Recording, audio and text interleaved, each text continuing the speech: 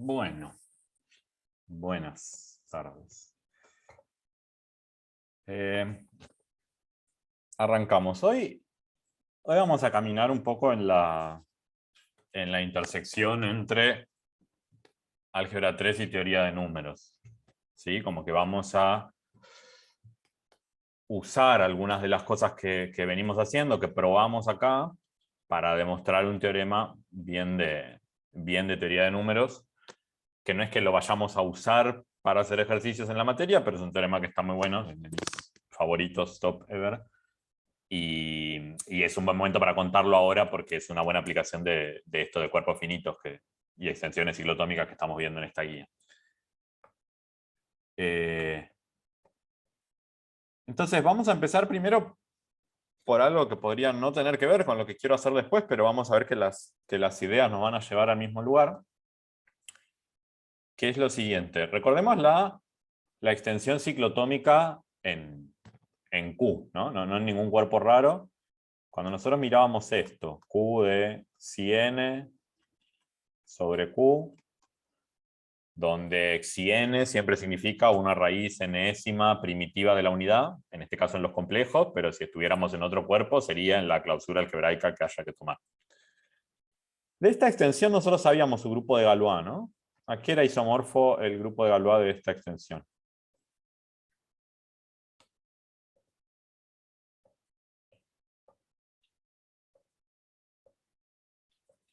¿Se acuerdan O sea, para ver eso tenemos que ver esencialmente cuáles son los lugares a donde podemos mandar la psi n, ¿no? Porque un morfismo que salga de ahí va a quedar determinado por a dónde manda psi n, y sabemos que el minimal de psi n es el ciclotómico, cuyas raíces son las raíces primitivas.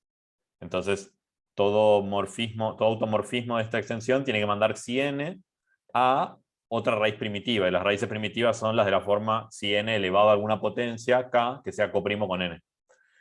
Entonces, como que por cada número coprimo con n tenés un morfismo, y bueno, podíamos ver que justamente la biyección esa te da efectivamente un isomorfismo de grupos, que hacía que esto sea isomorfo a las unidades de z sobre n, z, las unidades de ese anillo. Si quieren, el automorfismo sería a cada elemento k asignarle, porque esto va a quedar escrito rarísimo, pero a cada elemento k asignarle el morfismo que manda psi n a psi n a la k. Y la gracia es que componer dos de esos morfismos es multiplicar los exponentes, por eso es un isomorfismo de grupos esta flecha.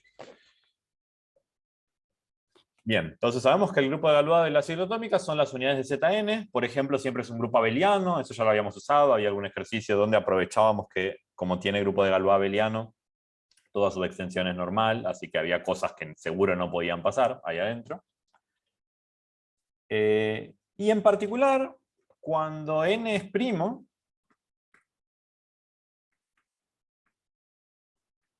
¿qué pasa con las unidades de ZP? ¿Qué pasa con las unidades de ZP con ese grupo?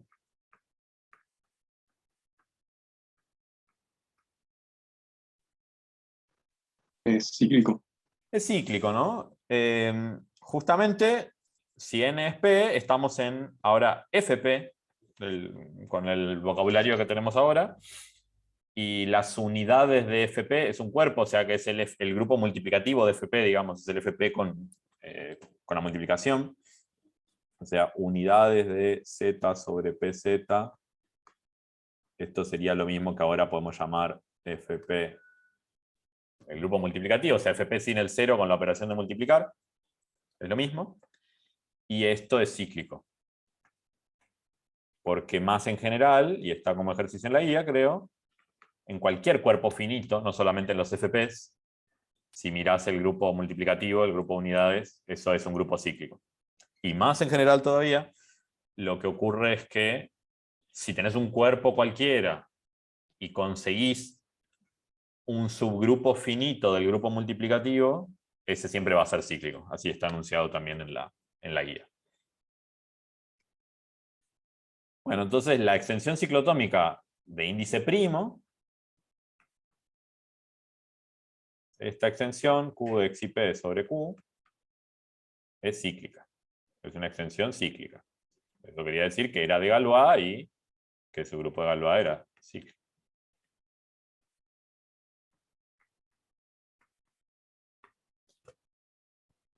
Bueno, y los grupos cíclicos, algo que cumplían, por ejemplo, algo que servía para el 5 del parcial, es que de cada posible divisor del orden hay exactamente un subgrupo de ese tamaño, ¿no? O sea, acá, este grupo, ¿cuántos elementos tiene?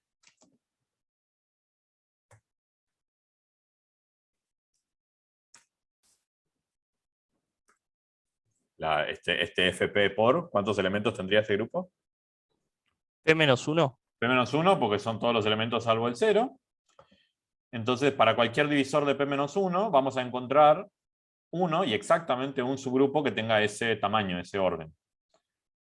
Bueno, acá me comí, que para lo que quiero decir ahora, quiero que P sea impar, porque si no, si P es 2, nada de esto tiene gracia, porque la extensión ciclotómica es Q, no estás agregando nada. Así que si n igual a P es un primo impar, pasa esto, así que es una extensión cíclica. Luego, para cada divisor de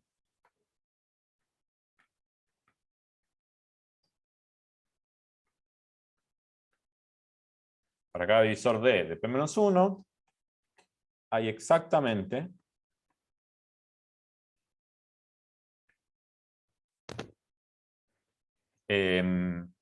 a ver, tengo el grupo cíclico. O sea, para cada divisor sé que hay exactamente un subgrupo que tiene ese orden, y entonces también puedo decir que para cada D hay exactamente un subgrupo que tiene ese índice, ¿no?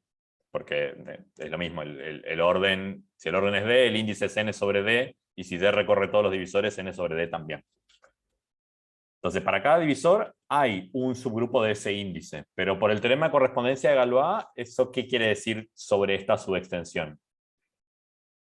Sobre esta extensión, perdón. Me adelanté, la regalé un poco. Que hay exactamente una subextensión de ese grado. Exactamente, ¿no?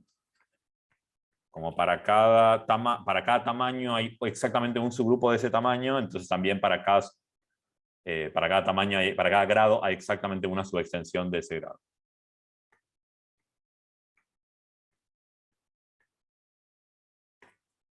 Eso es algo que va a pasar en general con cualquier extensión cíclica.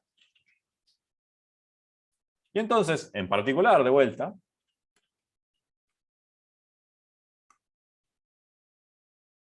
hay una única subextensión de grado 2.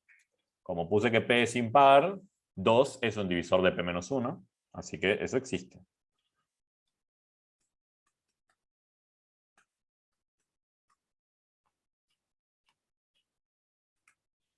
Y vamos a llamarla K sub P. O sea, K sub P sería la única subextensión de grado 2 en la extensión ciclotómica de índice P. Bueno, pero las subextensiones de grado 2 de Q se supone que las conocemos bastante bien. Sabemos que son todas Q de raíz cuadrada de alguien, y de hecho el alguien lo podíamos tomar como un entero libre de cuadrados, ¿no? Es algún ejercicio de la guía 2 o algo así de caracterizar las extensiones de grado 2. Entonces, como tenemos esa lista completa, sabemos cuáles son todas las extensiones de grado 2 de Q, estaría bueno tratar de averiguar quién es este K sub P. ¿Es Q de cuál de todas esas es? Digamos, si es que eso se puede. Y, por ejemplo, un ejercicio de la guía 4 era para P igual 5, el ejercicio de 20 y pico, creo, o 30 y pico de la práctica 4, ahí veías que para P igual 5, el elemento que vive ahí adentro es la raíz cuadrada de 5. La raíz cuadrada de 5 está adentro de la Q de xi5 sobre Q, entonces esa sería su subextensión cuadrática, pero ahora queremos hacer esto para cualquier primo P, impar. Entonces, objetivo, digamos,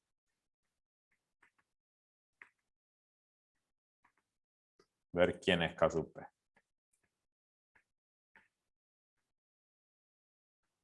Esa es la primera pregunta que vamos a tratar de responder hoy, ¿sí? ¿Cuál es esta única subextensión cuadrática que hay adentro de la ciclotómica?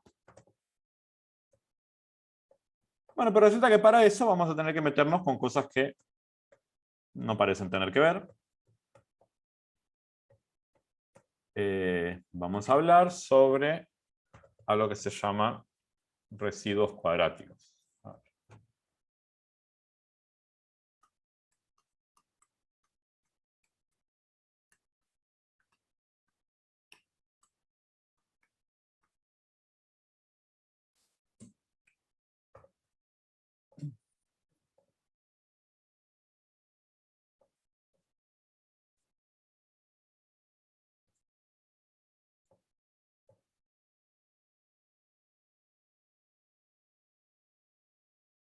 Bien, entonces, ¿qué?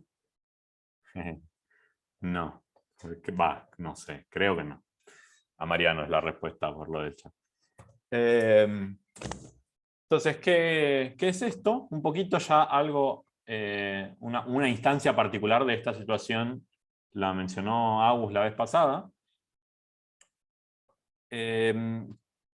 Vamos a suponer para todo esto que tenemos un primo impar. Vamos a dar una definición. P primo impar.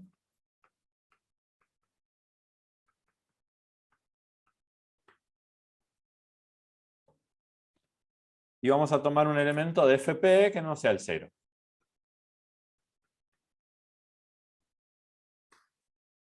Un A en FP que no sea el 0.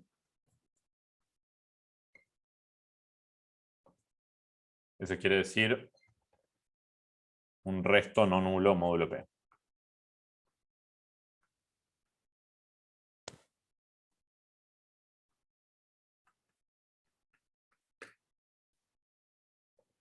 Bueno, y vamos a decir que A es un residuo cuadrático, módulo P,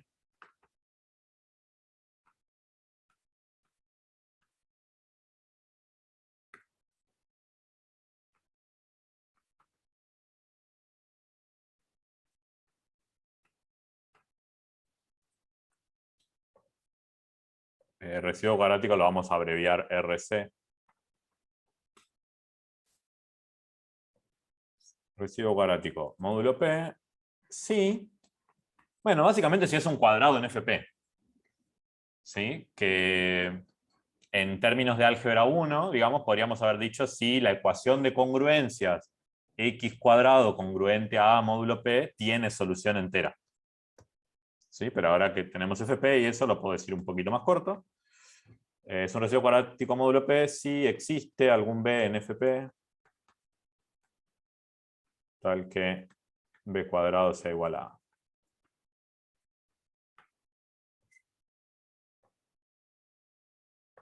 Si es un cuadrado en FP, como pensando en restos, digamos, en el resto, en la división por P, por eso resto, residuos son sinónimos, también podríamos decir restos cuadráticos. Un residuo cuadrático es este. Hagamos un ejemplo.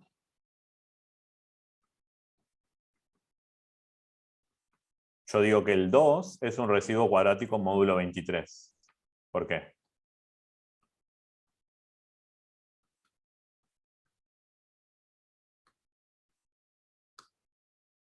Cinco al cuadrado te da 2 5 al en cuadrado F23. es 2. O sea, es 25, que es congruente a 2 módulo 23. Entonces, en el cuerpo en el que estamos trabajando, 5 al cuadrado es directamente igual a 2.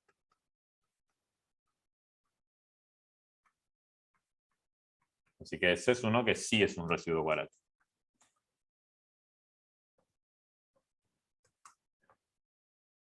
Bien.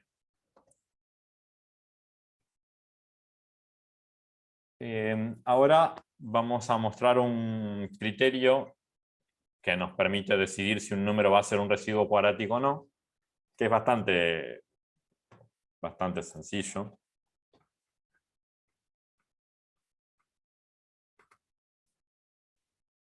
Mi afirmación es que,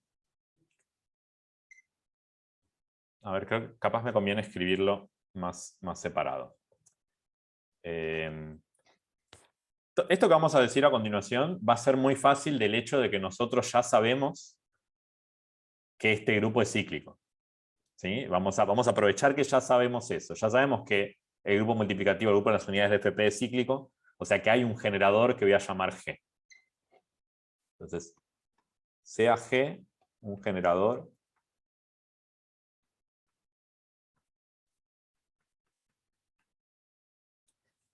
de este grupo.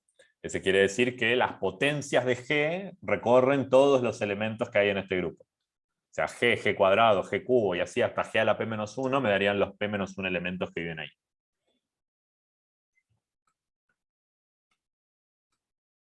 Bueno, entonces, dado un A en FP no nulo,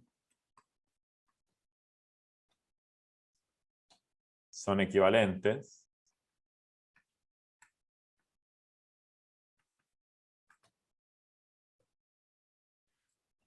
bueno, la 1 es que A sea un residuo cuadrático módulo P.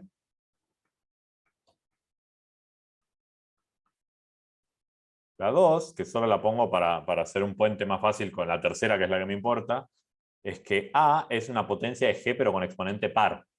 ¿Sí? O sea, A es igual a G a la, vamos a poner 2M para cierto M natural. Y la última, que es la que sí me interesa más, es que A elevado a la P-1 sobre 2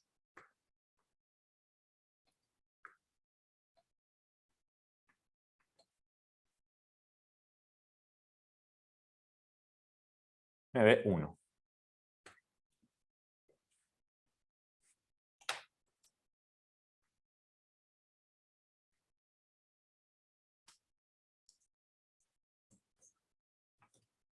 Bueno, y a ver.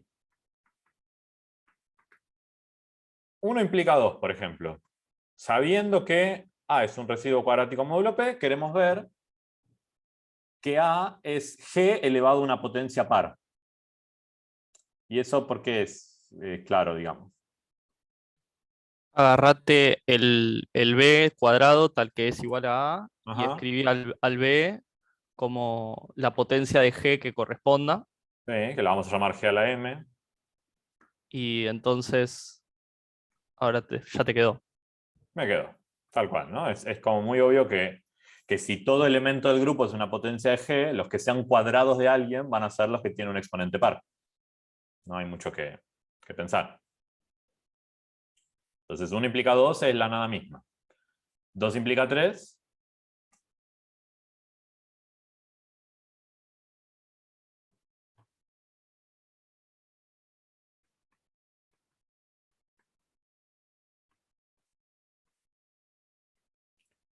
El que dicen en el chat. Y es hacer la cuenta, porque si vos agarrás G a la 2M y lo elevás a la P-1 sobre 2, se simplifica ese 2 y te queda algo a la P-1 por M. ¿No? O sea, a ver. A la P-1 sobre 2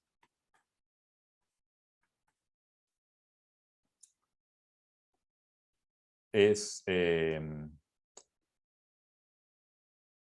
G a la 2M elevado a la P-1 sobre 2. Y eso lo podemos poner como G a la P-1 elevado a la M. ¿No? El 2 está multiplicando, está dividiendo, se cancela. Entonces el exponente tiene que ser P-1 por M. Y eso es lo mismo que elevar primero a la P-1 y después a la M. Pero elevar a la P-1 es 1. Estamos en un grupo de orden P-1. O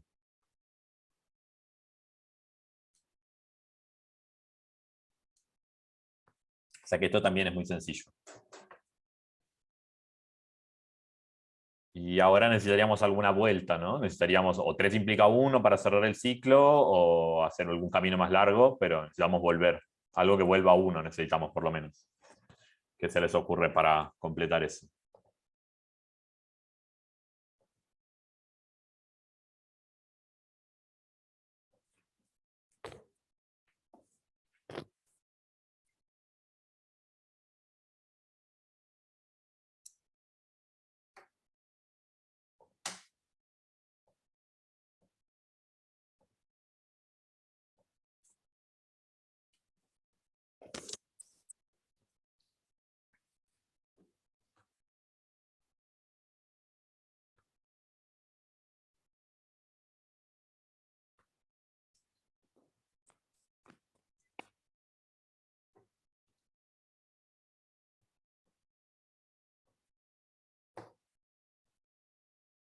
Acá hay varias formas. Una, por ejemplo, sería convencerse de cuántos residuos cuadráticos hay. ¿Cuántos residuos cuadráticos va a haber? O sea, ¿cuántos elementos distintos de las unidades de FP son cuadrados de alguien?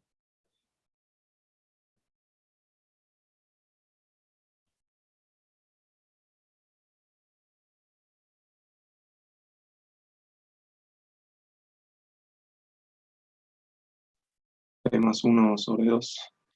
P-1 sobre 2, porque... Entonces, capaz María no entendió al revés la pregunta. Digo, son P-1 sobre 2 porque esencialmente los elementos de FP son G, G cuadrado, G cubo, G a la cuarta, así hasta G a la P-1 sobre 2. No, P a la menos 1, no P a la menos 1 sobre 2. Estos son los elementos de FP por, las unidades de FP. De eso ya sabemos que todos los que tienen exponente par, que son la mitad, son cuadrados seguro. Y los que tienen exponente impar no son cuadrados, ¿no? Porque, bueno, 1 implica 2.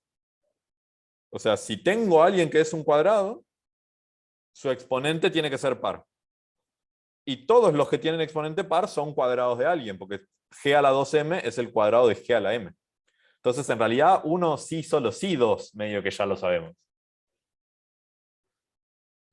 ¿No? O sea, de vuelta, sabiendo que el grupo es cíclico, de orden par, es como muy claro que los cuadrados son las potencias pares del generador. Entonces, hay P-1 sobre 2 residuos cuadráticos. Y nosotros recién probamos que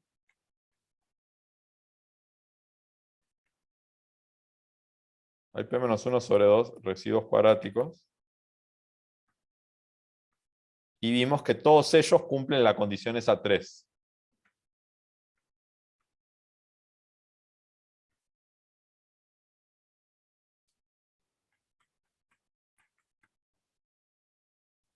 ¿Podría haber más números que cumplan la condición 3?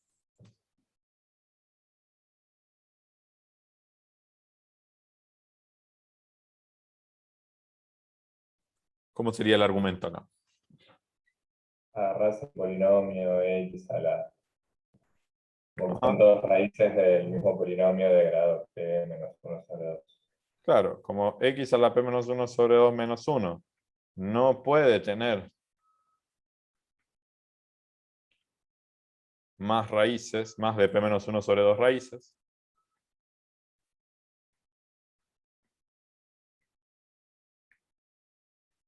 Tenemos 3 implica 1.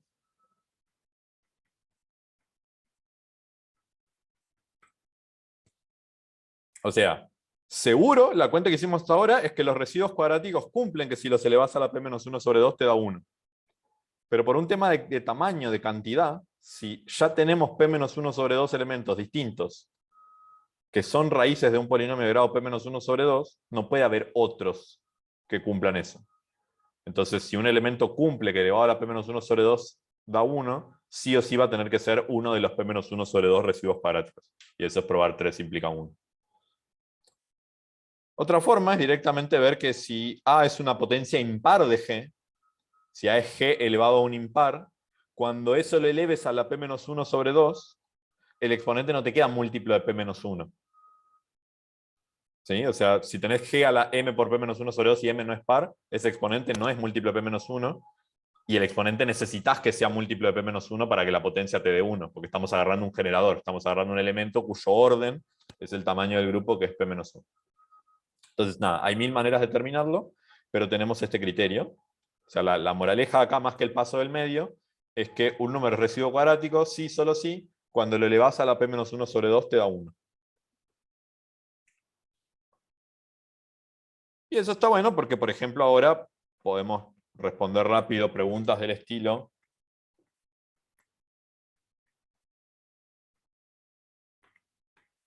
el 3 es un residuo cuadrático módulo 79. O sea, 3 es un cuadrado módulo 79. ¿Hay algún entero que elevado al cuadrado sea congruente a 3 módulo 79? Bueno, para eso, 79 menos 1 sobre 2 da 39. O sea que tendríamos que hacer 3 elevado a la 39 y ver si eso nos da congruente a 1 o no, módulo 79. Pero esa cuenta, claro, la podemos ir haciendo a pasito. No hace falta llegar al número gigantesco 3 a la 39. Podemos ver, por ejemplo, que, no sé, 3 a la cuarta, que es 81, es 2, módulo 79. Entonces, sabiendo eso, 3 a la 40, que sería como agarrar 3 a la cuarta y elevarlo a la 10, es lo mismo que hacer 2 a la 10. Esto da 1024. Y 1024 es menos 3, módulo 79, si hacen la cuenta. Si 3 a la 40 es congruente a menos 3, módulo 79, recuerden que cuando tenemos algo coprimo, algo coprimo con el módulo en las congruencias, lo podemos cancelar, ¿no? Porque decir que esas dos cosas son congruentes, módulo 79, es decir que 79 divide a su diferencia. Pero si 79 divide a 3 por alguien, tiene que dividir a alguien, sí o sí. Por eso es que se puede cancelar el factor 3 de los dos lados. Entonces acá estaríamos llegando a que 3 a la 39 es congruente a menos 1, módulo 79. Y como me dio menos 1, en vez de 1, no es un residuo cuadrático.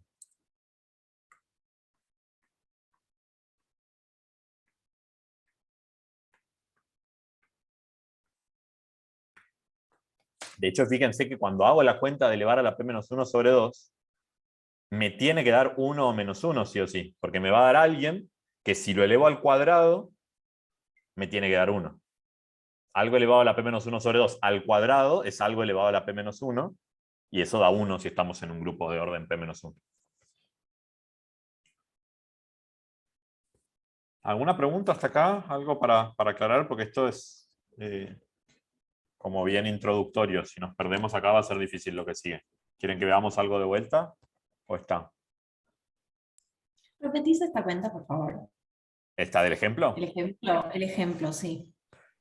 Entonces, por el criterio que vimos recién, para ver si 3 es un residuo cuadrático módulo 79 o no, tenemos que hacer 3 elevado a la... Acá 79 es el primo p. 79 menos 1 sobre 2 da 39. Hay que averiguar cuánto es 3 a la 39 módulo 79. Si nos da 1, si nos da que tiene el resto 1, es un residuo cuadrático, y si no, no.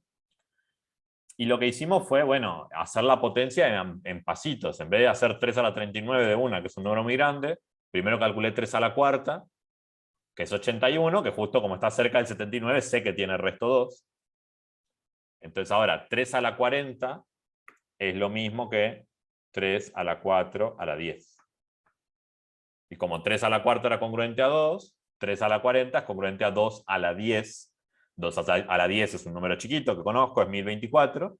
Y después, bueno, hay que hacer la división para ver qué resto tiene 1024 módulo 79. En este caso, 1027 es múltiplo de 79, o sea que este es congruente con menos 3. Y el último paso es dividir por 3 de los dos lados en la congruencia. Te queda 3 a la 39 congruente con menos 1. Eso se podía hacer cuando la cosa por la que querés dividir es coprima con el módulo. Gracias. Nada de nada. Esto es... No dije nada. Bueno. Y a ver, ¿para qué quería esto yo? Bueno, ahora que sabemos eso, vamos a poner una notación, que en principio es notación, pero después es una notación que se lleva bien con hacer cuentas. Vieron que a veces hay cosas que si uno las escribe de determinada manera es más fácil seguir ciertas operaciones, por eso conviene escribirlo así. Y esto se llama el símbolo de Legendre, pero los amigos le decimos Legendre. si esto sea A un número entero cualquiera, B un primo impar.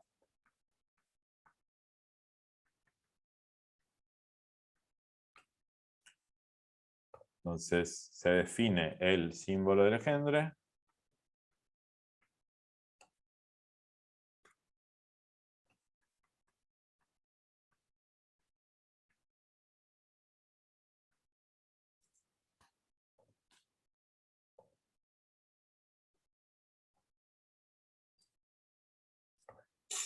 Legendre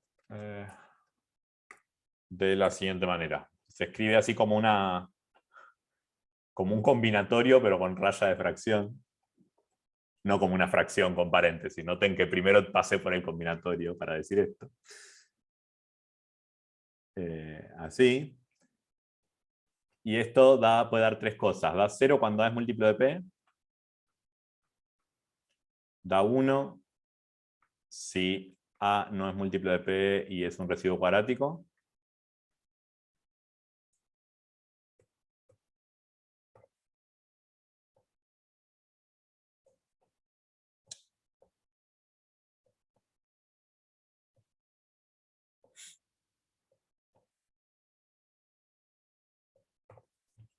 Si es un residuo cuadrático da 1. Y si no, da menos 1.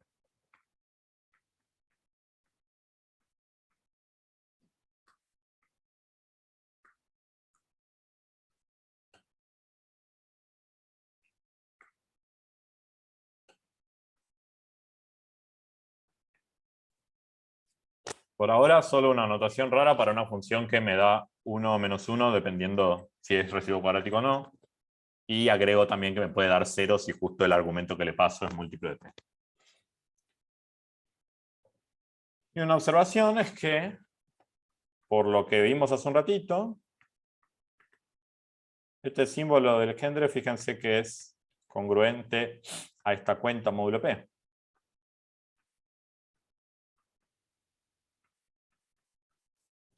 Si A es múltiplo de P, hacer 0 a algo da 0, o sea que está bien. Si A es un residuo cuadrático, acabamos de decir que elevar a la P menos 1 sobre 2 te da 1 módulo P. Y si A no es un residuo cuadrático módulo P, también dijimos que tenía que darte menos 1, porque es el único otro elemento que al cuadrado da 1. Así que vale esto. El símbolo del Legendre es lo mismo que elevar a la P menos 1 sobre 2, módulo P. Y con esto es claro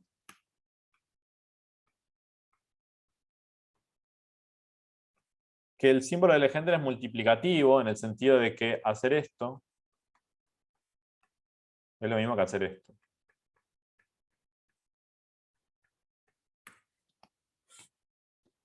¿No? Porque elevar a la P menos 1 sobre 2 se distribuye con el producto. Hacer AB a la P menos 1 sobre 2 es lo mismo que hacer A a la P menos 1 sobre 2 por B a la P menos 1 sobre 2. Por eso puedo distribuir ahí con el símbolo del Legendre.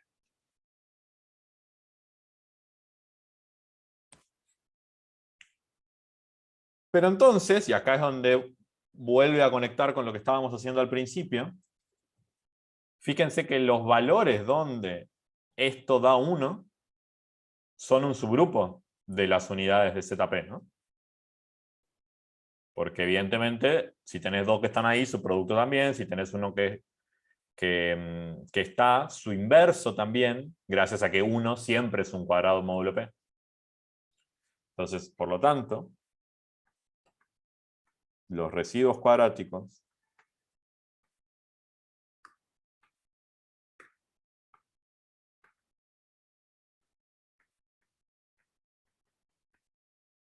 son el subgrupo de índice 2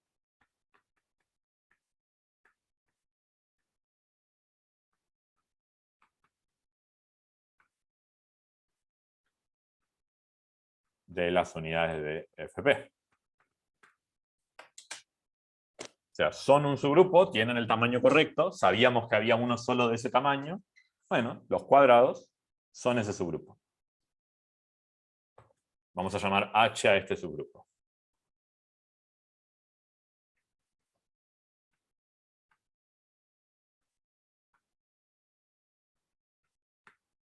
Entonces, haber averiguado que H es el subgrupo de índice 2. ¿Qué nos dice sobre esta extensión KP que queríamos caracterizar, que queríamos entender quién era?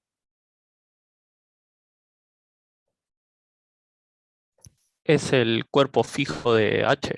Es el cuerpo fijo por H, ¿no? Porque esa es la correspondencia de Galois. La única subextensión de grado 2 es el cuerpo fijo del único subgrupo de índice 2.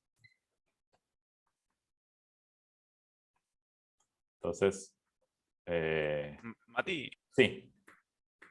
¿por qué tiene índice 2 los residuos cuadráticos? No entendí. Dijimos que eran P-1 sobre 2, ¿no? Porque Ok, eran las perfecto. potencias pares.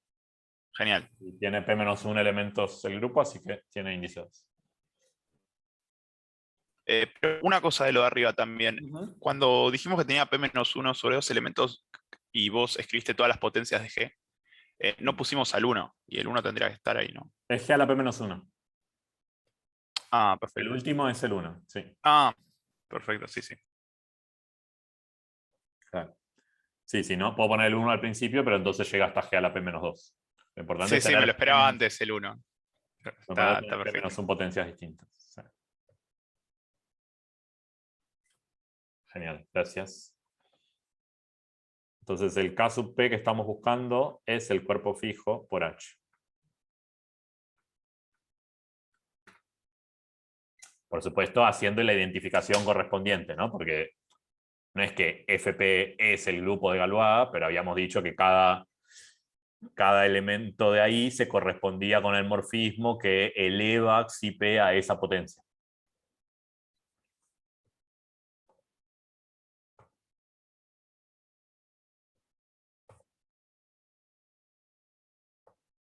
Bueno, entonces ahora una observación bien de ideas que ya aparecieron en otro momento. Y de ahora en más, como todo va a ser con P, ya no voy a escribir Xi P, voy a poner solo la Xi.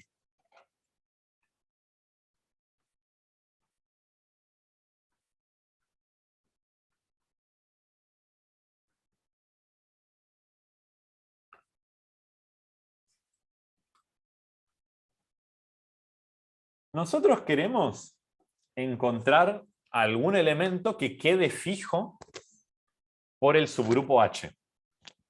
¿Sí? Y se acuerdan que alguna vez ya hicimos la observación de que cuando vos tenés un grupo de morfismos y querés a alguien que quede fijo por todos esos morfismos, una cosa que puedes hacer es agarrar un elemento, aplicarle todos los morfismos que tenés en el grupo y mirar la suma o el producto. Si vos a esa cuenta ahora le aplicás uno de los morfismos, lo único que estás haciendo es permutar el orden en el que aparecen tus morfismos en la cuenta, pero como es un grupo, multiplicar por un elemento te vuelve a dar los mismos elementos, solo que en otro orden. Entonces yo digo como ejemplo de eso que este elemento, los elementos,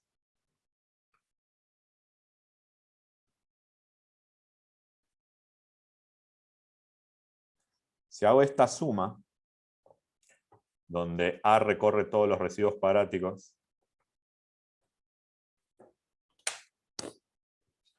a ver, los elementos de H son los residuos cuadráticos, o sea, son los morfismos que a la Xi lo elevan a una potencia que sea un cuadrado, un residuo cuadrático.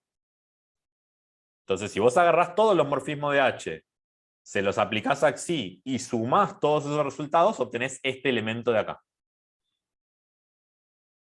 La idea es que si vos ahora a este elemento de acá le aplicás otro morfismo de H, se lo estás aplicando a cada uno de los sumandos, y eso te vuelve a dar Xi elevado a alguna potencia A por B, digamos, donde B también es un residuo cuadrático, multiplicación de residuos cuadráticos sigue siendo residuo cuadrático, y vuelven a aparecer todos los residuos cuadráticos en esa cuenta, porque si A por B es igual a A' por B, estamos en un grupo, A y A' son el mismo.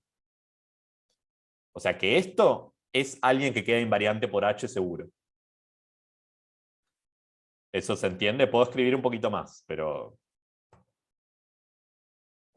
¿se convencen de por qué esto es un elemento que queda fijo por H?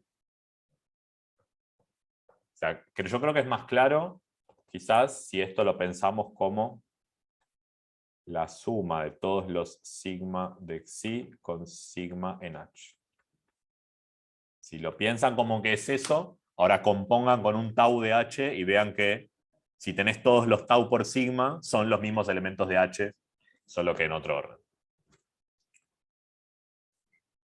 Bueno, este elemento queda fijo por H. Pero entonces también queda fijo por H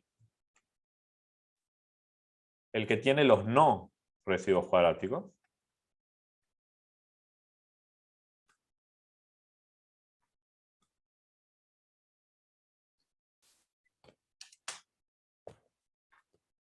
Acá hay varias maneras de pensarlo. Ahora lo que tenemos sería no... O sea, le estamos aplicando no los elementos de H, sino los del complemento, que serían los de la otra coclase.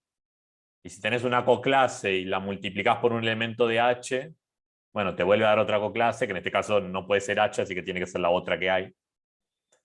Pero si no, más sencillo, es ¿cuánto suman estos dos elementos? Si sumo esos dos, ¿qué estoy sumando? Todas las raíces de la unidad. Salvo Uno. Salvo el 1, ¿no? Porque esto, claro, acá la notación es confusa, pero todo esto de residuos cuadráticos o no residuos cuadráticos es para elementos no nulos. Entonces el 0 vamos a tomar como que no es ninguna de las dos cosas. Si yo hablo de no residuos cuadráticos, son los no nulos que no son cuadrados. Pero el 0 no aparece en ninguna de las dos sumas, ¿sí? Por eso al sumar estas dos, estoy sumando en definitiva todas las potencias de Xi, salvo Xi a la 0. O sea que estoy sumando todas las raíces pésimas de la unidad, salvo el 1. Y por lo tanto esta suma da menos 1. Y bueno, entonces, si esto vive en algún cierto cuerpo, este también porque es menos 1 menos el otro. O sea que también va a quedar fijo por H. Entonces, esos dos elementos están en K sub P, que es el cuerpo fijo por H.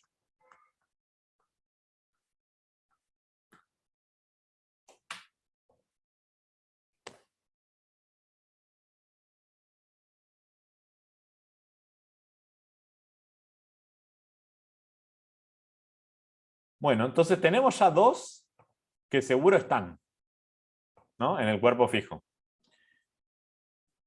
Y ahora medio mágicamente vamos a mirar la resta de los dos. Ese elemento lo vamos a llamar gamma.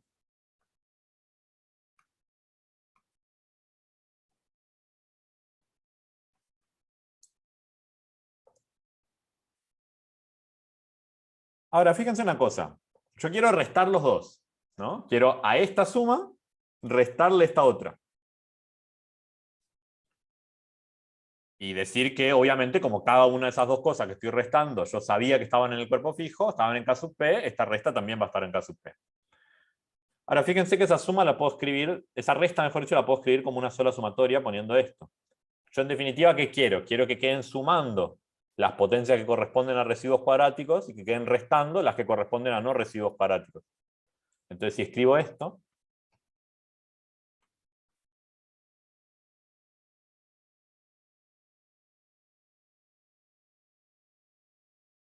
si escribo esa suma, se dan cuenta que lo que estoy haciendo es sumar las potencias que corresponden a residuos cuadráticos y restar las que corresponden a los que no, porque el símbolo de Legendre hacía eso. Valía 1 menos 1 según si era o no era. Entonces, para este elemento podemos decir, este elemento está en K sub P, pues es la resta de los dos anteriores.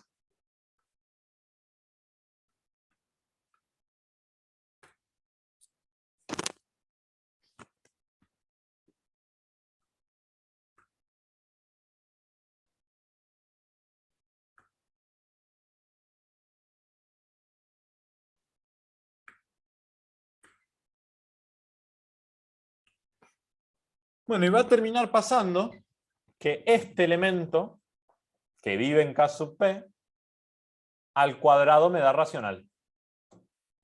Y entonces este me va a servir para tener Q de raíz cuadrada de algo, que es lo que yo estoy buscando, ¿no? Yo quería encontrar un generador de K sub P que sea de la forma raíz cuadrada de algún entero libre de cuadrados, y este va a andar. Y de hecho, la afirmación es que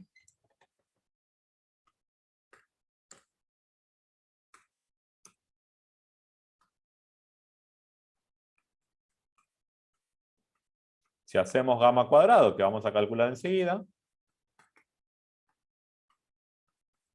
lo que nos va a dar es esto. Nos va a dar P multiplicado por un cierto símbolo de Legendre. O sea que nos va a dar P o menos P. ¿Sí? Y que nos dé P o menos P depende de si menos 1 es un cuadrado módulo P o no. ¿Y eso cuándo pasaba?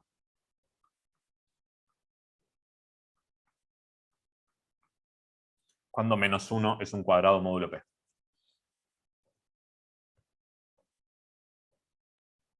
Hay un ejercicio de la guía, creo, si P era 2 o si era congruente a 1 módulo 4. Claro. E incluso, recuerden esto, ¿no? Vimos un criterio recién. Para saber si menos 1 es un cuadrado módulo P, hay que hacer menos 1 a la P menos 1 sobre 2. Entonces, menos 1 va a ser un cuadrado módulo P, sí, solo sí, menos 1 a la P menos 1 sobre 2 da 1. Y para que eso pase, lo único que tiene que pasar es que P menos 1 sobre 2 sea par. Para que P menos 1 dividido 2 todavía sea par, P menos 1 tiene que ser múltiplo de 4. O sea, que el menos 1 es un residuo cuadrático módulo P, sí, solo sí, P es congruente a 1 módulo 4. Todo acá estamos sacando el primo de 2 porque es distinto. Entonces, si P es congruente a 1 módulo 4, es un residuo cuadrático, o sea que ese símbolo de Legendre menos 1P me da 1, entonces gamma cuadrado es P. Y si no, me va a dar menos P.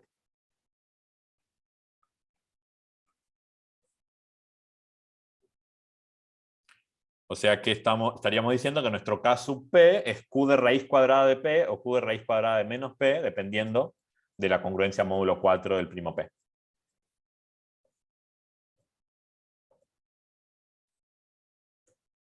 Bueno, ahora vamos a hacer esta cuenta.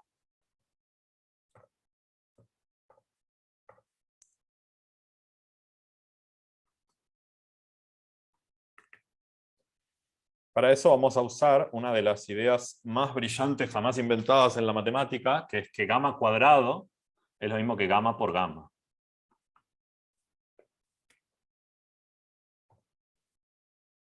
Y entonces cada uno de estos gammas lo puedo escribir como una sumatoria, pero con una variable distinta, ¿no? Para sumar.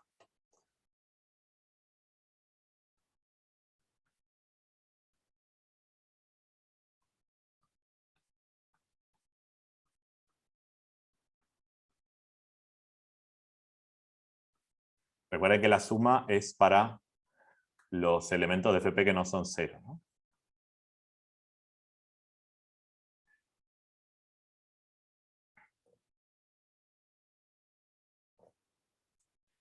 Y bueno, si tengo un producto de dos sumas, la propiedad distributiva es sumar todos los posibles productitos de uno de la primera con uno de la otra, ¿no?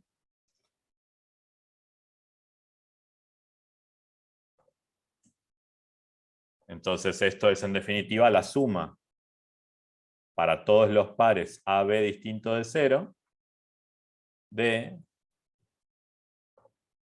AP por BP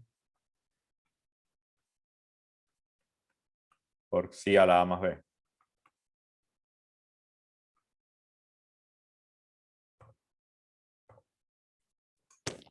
¿Estamos de acuerdo?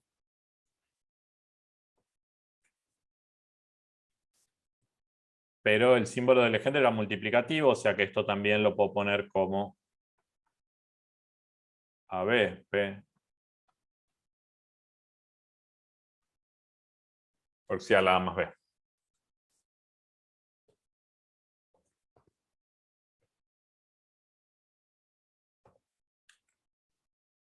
Bueno, y ahora, esta suma es una, digamos, una combinación lineal de potencias de Xi, ¿no? Cada término es sumar o restar una potencia de Xi. Fíjense que cada potencia de Xi aparece varias veces en esta suma, porque hay varias maneras de elegir A y B para que A más B te dé un cierto resultado. Entonces ahora vamos a tratar de agrupar y juntar las que tengan el mismo exponente. Entonces vamos a hacer así, vamos a llamar C a A más B.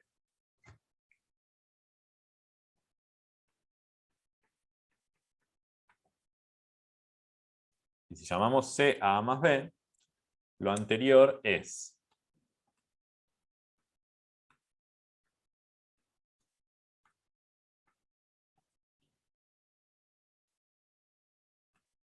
para cada C, ahora en FP, porque A más B sí puede ser 0, ¿no? Por más que ni A ni B sean 0, sí puede pasar. Acá recuerden que todas las cuentas las estoy haciendo módulo P, porque total, como xi es una raíz pésima primitiva de la unidad, lo único que importa para calcular xi elevado a alguna potencia es el resto módulo P del exponente. Por eso digo A más B puede ser 0, si me da P, 2P, es todo lo mismo. Para cada C en FP yo voy a tener una suma de xi a la C multiplicado por algún coeficiente, ¿no? ¿Y cuál es ese coeficiente? Bueno, es agrupar todas las parejitas AB para las cuales A más B te dé C. Y eso lo podemos pensar así. Es para cada A distinto de 0, miro el término que tiene B igual a C menos A. Entonces sería esto.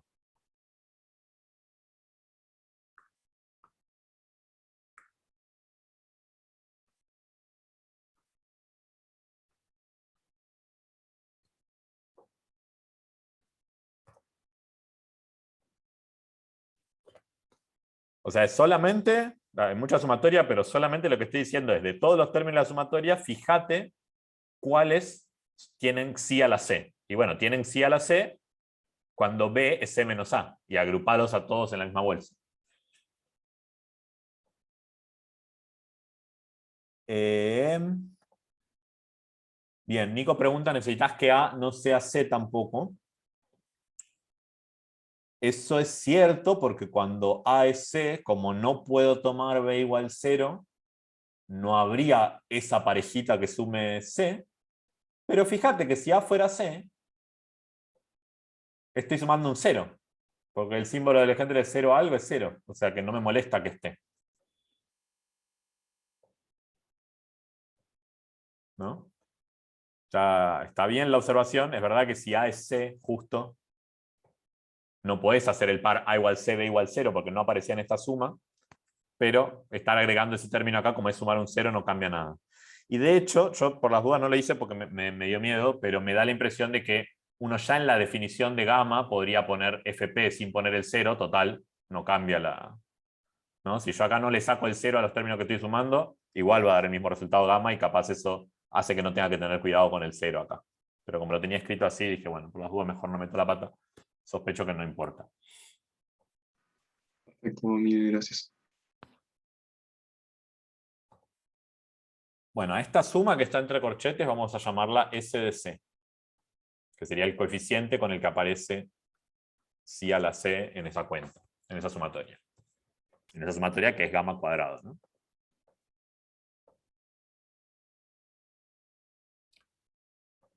Y vamos a calcular S de C, y ahí sí voy a separar el caso 0.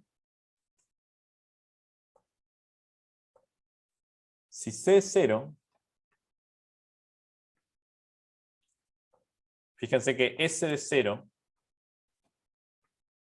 sería la suma de todos los menos A cuadrado P, ¿no?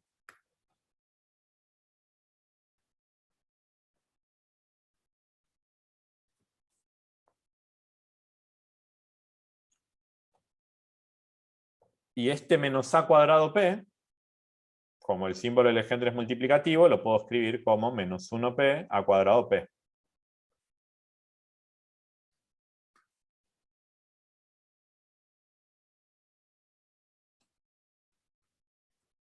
¿Cuánto vale el símbolo del Legendre A cuadrado P? 1. 1 porque es un cuadrado no nulo, ¿no? Por eso acá como estoy sacando A igual 0, si no sacara A igual 0 para ese término, me daría un 0 este símbolo del Legendre. Pero como estoy solo con los A no nulos, esto siempre es igual a 1 porque es justamente A cuadrado por definición es un residuo cuadrático, módulo P. Entonces fíjense que lo que está quedando es simplemente P menos 1 veces el símbolo de Legendre menos 1P, que sabemos que tiene que aparecer al final, así que venimos bien.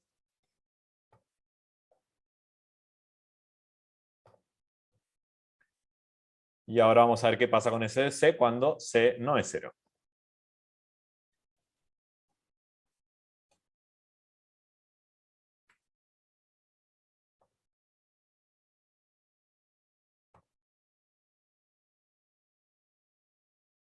Y acá hay que hacer alguna cuenta como para convencerse de que en este A por C menos A, en el fondo estamos recorriendo todas las posibilidades. Algo hay que reescribirlo para convencerse un poquito de eso.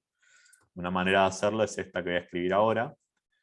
Fíjense que A por C menos A,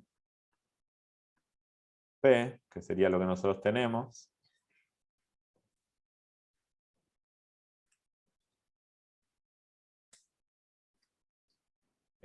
A acá recorre elementos no nulos, o sea que puedo multiplicar y dividir por A. Entonces fíjense que esto es lo mismo que tener A cuadrado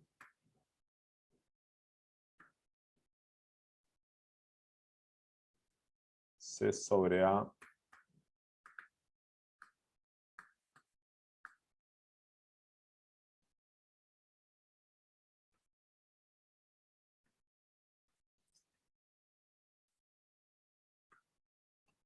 acá es simplemente porque el número que está arriba en los dos casos es el mismo, ¿no? O sea, multiplico y divido por A.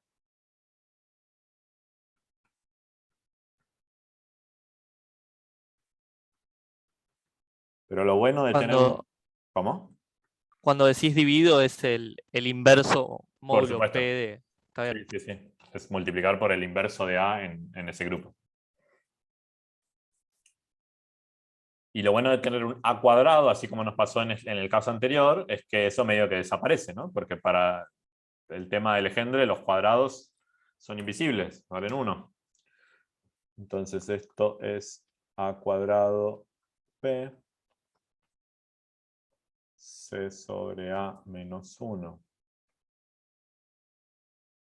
P. Este sabemos que da 1. Y entonces, en definitiva, en la suma esa del S de C, estaremos sumando estos símbolos de Legendre.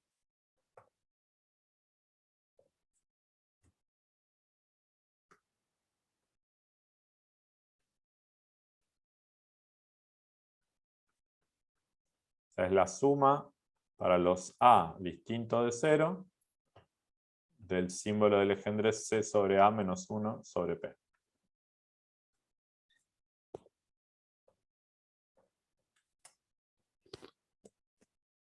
Y a ver, C está fijo. Si yo voy variando el A no nulo por el que lo divido, C sobre A va a recorrer todos los elementos no nulos de FP. Y por lo tanto, C sobre A menos 1, que es lo que tengo arriba, va a recorrer todos los restos módulo P salvo el menos 1. No puede ser menos 1 porque C sobre A nunca me va a dar 0, módulo P. Pero todos los otros valores sí son posibles. Entonces, esa suma es lo mismo. Ahora vamos a escribir un poquito. Si A recorre todas las unidades de FP, C sobre A también. Y entonces, C sobre A menos 1 recorre todo FP salvo el 1.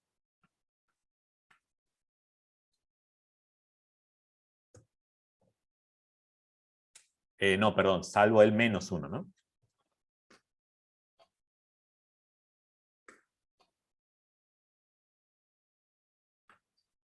No puede valer menos 1 porque C sobre A nunca es 0. O sea que S de C en realidad es lo mismo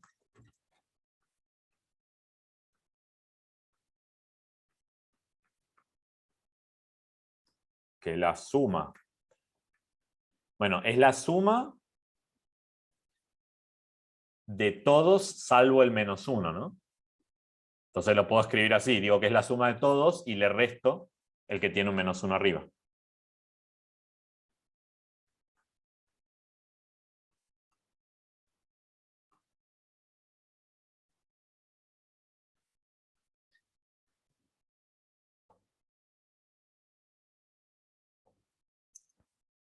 ¿Y la suma esta cuánto da? ¿Y por qué?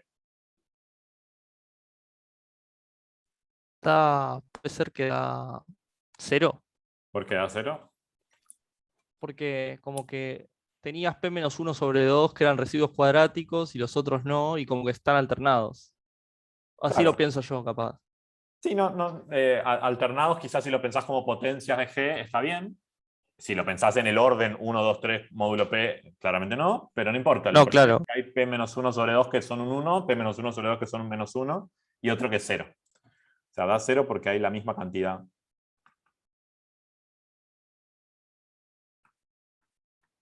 De RC y no residuos cuadráticos.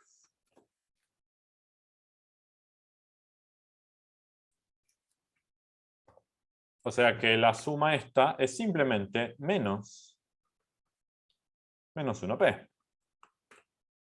Esto era para los C no nulos. Y ya deberíamos estar, ¿no? A ver, en resumen.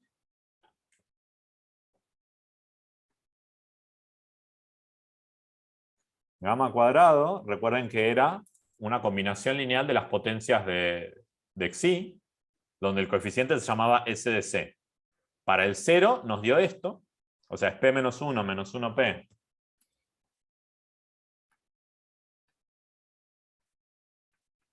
por Xi a la 0, que es 1, o sea que ni hace falta ponerlo, más la suma para los C distintos de 0. Bueno, vamos a poner el menos directamente, ¿no? No, vamos más despacio.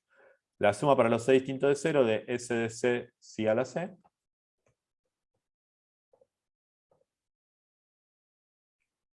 Pero claro, S de C era menos este número, entonces directamente voy a poner un menos acá. O sea, gamma cuadrado es P menos 1 menos 1P. El Xi a la 0 ni lo escribo porque es 1.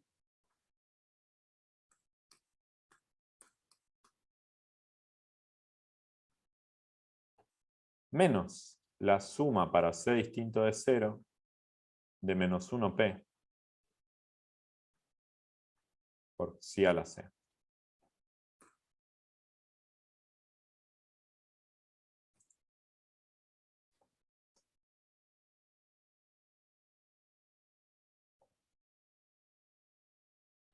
Claro, y el menos 1P lo podría sacar de factor común, ¿no?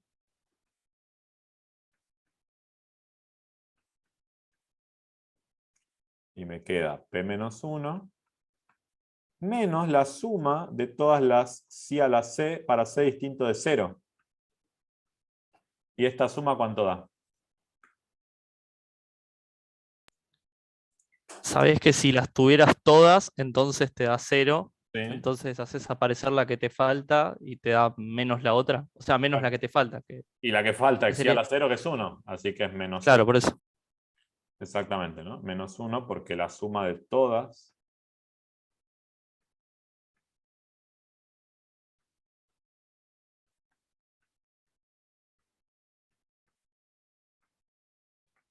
las raíces P décimas es 0. Entonces es menos 1P por P menos 1 menos menos 1, o sea, P menos 1 más 1, o sea, lo que tenía que ser, ¿no? Menos 1P por P. Así que nuestro elemento gamma efectivamente era la raíz cuadrada de P o menos P según la congruencia de P módulo 4. Y descubrimos entonces, lo paso en limpio, que la conclusión, el famoso K sub P, es Q de raíz de P Si P es congruente a 1 módulo 4, que era lo que pasaba para P igual 5 en el ejercicio de la guía. O es Q de raíz de menos P. Si P es congruente a 3 módulo 4.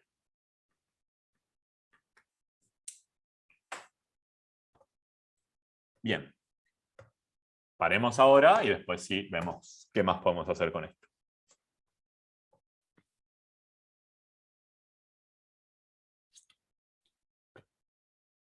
Muy bien.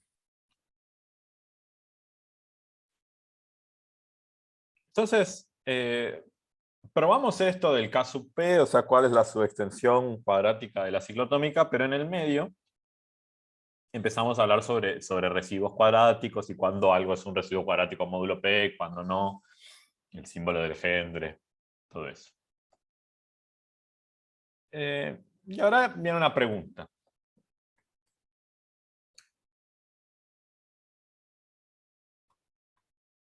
Supongamos que tengo dos primos impares ahora.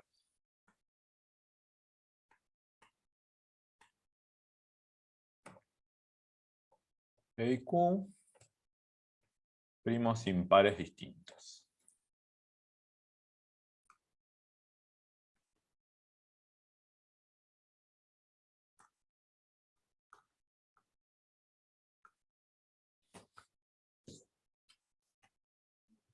Tengo dos primos, entonces una pregunta válida es si P es un residuo cuadrático módulo Q o no. Y también lo puedo hacer al revés, ¿no? Y la pregunta es si hay alguna relación entre esas dos cosas.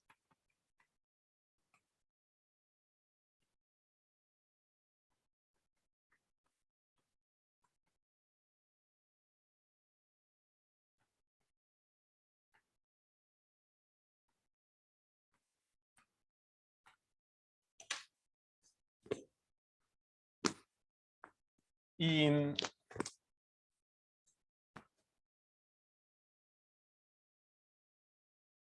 no sé cómo están de intuición con esto ustedes, pero yo lo que les puedo decir es que cuando yo aprendí el teorema chino del resto, cierta moraleja que uno saca es que si vos tenés módulos coprimos, tenés un M y un N coprimos, tener información módulo M no dice nada sobre lo que pasa en módulo N, porque todas las combinaciones posibles de restos pueden darse, ¿no? Por eso es que no tiene sentido, por ejemplo, decir cosas como restos pares módulo 3, porque en realidad una congruencia módulo 3 puede ser par o impar según el entero que vos elijas para representarla. Por esto de que todas las combinaciones de restos pueden darse. Entonces, si uno tiene ese espíritu en mente, medio que saber si algo es un cuadrado módulo P o no, no debería decirte nada sobre lo que pasa en módulo Q, porque nada, el teorema chino del resto. Si bien acá estoy cambiando un poco la pregunta, porque una cosa es ver si P es cuadrado módulo Q, y ahora no es que el mismo número P quiero ver qué le pasa a módulo P, sino que estoy dando vuelta y quiero ver si Q es residuo cuadrático módulo P, pero parte de lo que hace que esto me guste tanto es que parece que no debería, por el espíritu del teorema chino del resto, no debería poder sacar una relación que conociendo uno de estos dos pueda sacar el otro. Eso no suena que tendría que poder hacerse, y sin embargo se puede. Y esto se llama la ley de reciprocidad cuadrática de Gauss.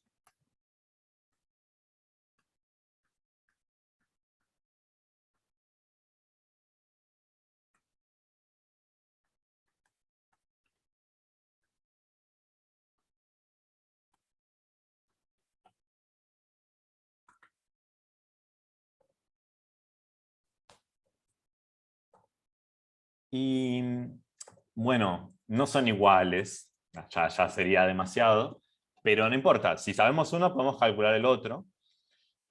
Y de hecho vale esto. El QP es... a ver, espera que escriba y ahí le respondo a Mariano. El QP es -1 elevado a la P menos 1 sobre 2 por Q menos 1 sobre 2 multiplicado por el PQ. A ver, le respondo a Mariano primero. Lo que decía Mariano es que, por ejemplo, si vos sabés el resto módulo 7 de un entero, no tenés forma de averiguar el resto módulo 11. Porque por el teorema chino del resto, dada cualquier congruencia módulo 7 y cualquier congruencia módulo 11, podés encontrar un entero que cumple esas dos cosas. Porque 7 y 11 son coprimos. Entonces, en ese sentido, conocer el resto módulo 7 de un entero no te da nada de información sobre cómo es ese entero módulo 11. Y acá, este teorema es como que me dice que sabiendo algo módulo P, más precisamente sabiendo algo módulo Q, más precisamente sabiendo si P es un cuadrado módulo Q o no, podemos deducir algo sobre el módulo P. Claro, la trampa es que no es sobre el mismo número, te lo estoy cambiando. Sabemos algo sobre P módulo Q, y eso me dice algo sobre Q módulo P. Pero de todos modos, no deja de ser sorprendente por esto del teorema chino que tener algo de información módulo P me pueda servir para obtener información módulo Q.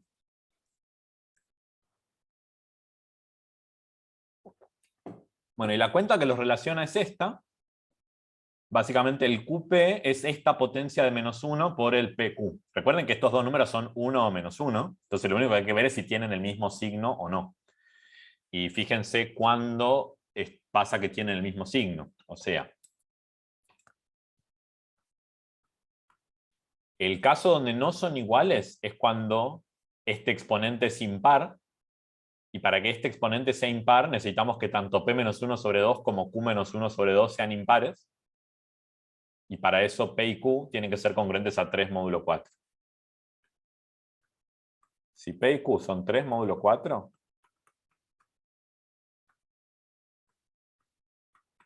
entonces ahí uno es el opuesto del otro.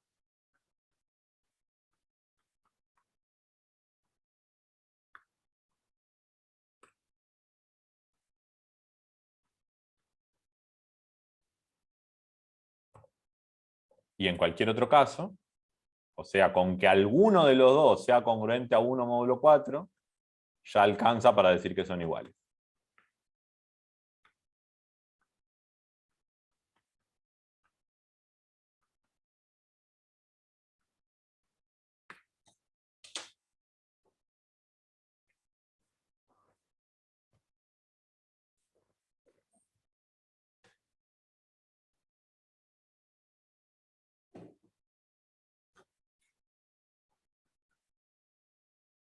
Entonces, por ejemplo, ¿no? Para valorarlo un poquito más. Más temprano dijimos que nos preguntamos si 3 era un residuo cuadrático módulo 79. ¿Sí? Y bueno, lo hicimos de alguna manera. Si la pregunta hubiese sido al revés, si 79 es un residuo cuadrático módulo 3, eso es una pavada, porque restos módulo 3 solo hay 0, 1 y 2, y hay que ver cuál es un cuadrado y cuál no. Y gracias a la reciprocidad cuadráticas, solamente sabiendo si 79 es un residuo cuadrático módulo 3 o no, ya podríamos responder esta pregunta de antes. O sea que eso simplifica, ayuda para varias cuentas. Y estamos a casi nada de probar esto, porque vamos a aprovechar algunas de las cuentas que ya hicimos. Así que hagámoslo.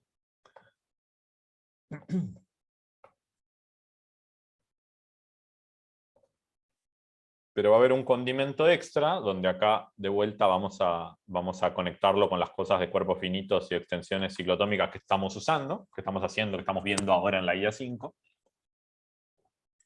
Que es que vamos a empezar tomando, vamos a llamarla omega o W, no sé qué letra es esta, supongo que quise poner una omega. Vamos a tomar en la clausura algebraica de FQ una raíz pésima primitiva de la unidad.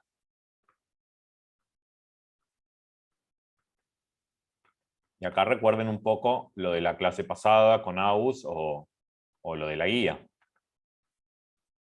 En cuerpos finitos,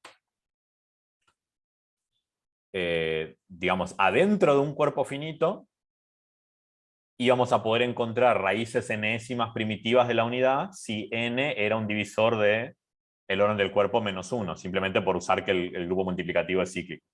Pero eso si quiero que esté adentro del cuerpo que estoy mirando. Si me permito pasar una extensión, o sea, me permito ir a cualquier elemento de la clausura algebraica, bueno, lo único que necesitaba para garantizar que exista una raíz enésima primitiva de la unidad era que la característica del cuerpo no divida n. Y acá la característica de FQ es Q, que es un primo distinto a P, o sea que hay raíces p-décimas primitivas de la unidad, no necesariamente en FQ, pero sí en alguna extensión. Entonces puedo considerar este elemento.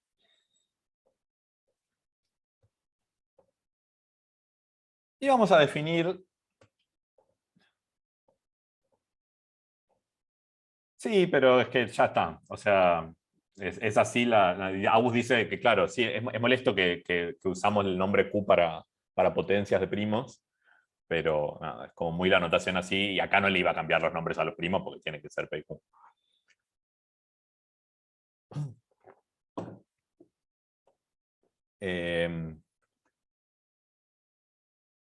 Una raíz p-décima primitiva de la unidad. Y vamos a definir nuestro amigo gamma, que es el mismo que antes, o sea, la suma para A en FP no nulo,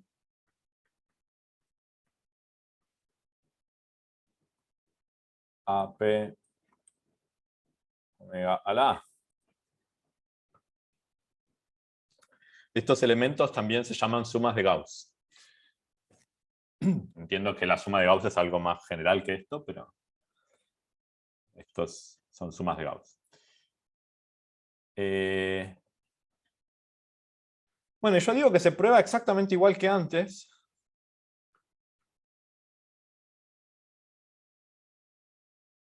Que gamma cuadrado da lo que da.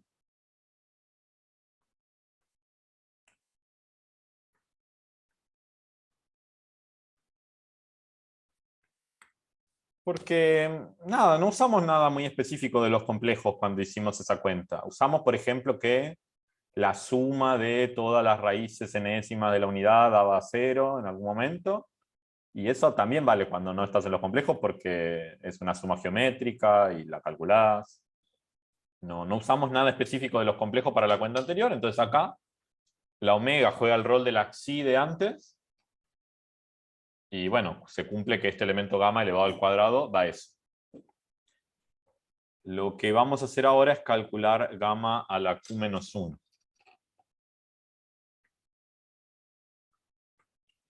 Y vamos a ver que gamma a la q menos 1 nos da el símbolo del engendre QP.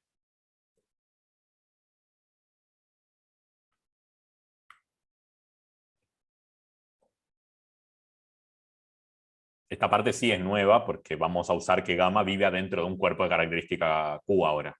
Antes no lo podíamos hacer en los complejos porque no se iba a cumplir. Pero ahora vamos a ver que gamma a la Q menos 1 da eso.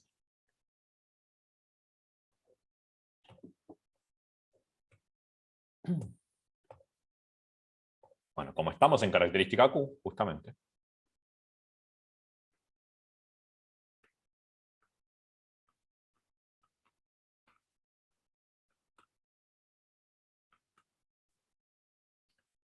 Si hacemos gamma a la Q, gamma recuerden que es una suma de muchas cosas, y estando en característica Q, elevar a la Q es un morfismo, o sea que es sumar cada término elevado a la Q. Entonces es la suma para A en FP no nulo.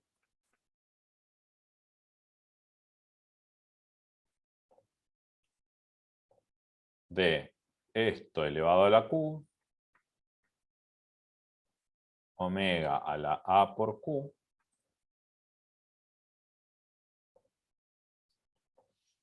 ¿y qué pasa con este término de acá?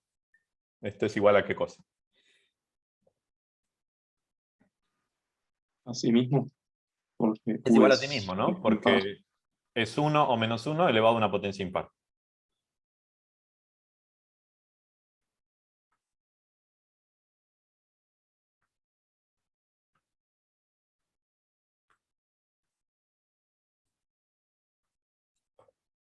Entonces esto es la suma de AP W a la AQ.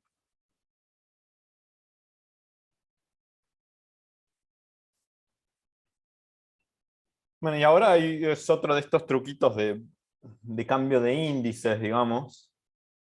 Como que de vuelta tenemos las potencias de omega multiplicadas por un cierto coeficiente. Entonces nos vamos a centrar ahora en cuál es el exponente que aparezca acá. Vamos a ponerle un nombre a este A por Q. Si llamamos B a A por Q,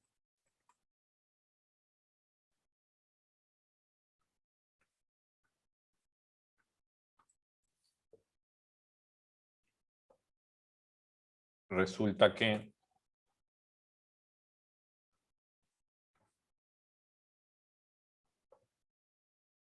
B también recorre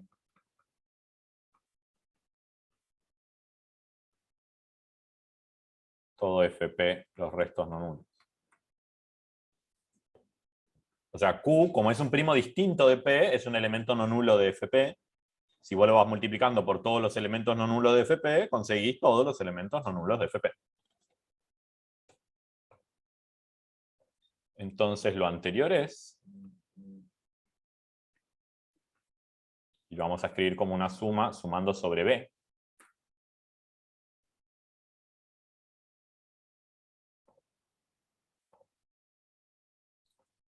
O sea, va a ser una suma sobre todos los B en FP no nulos.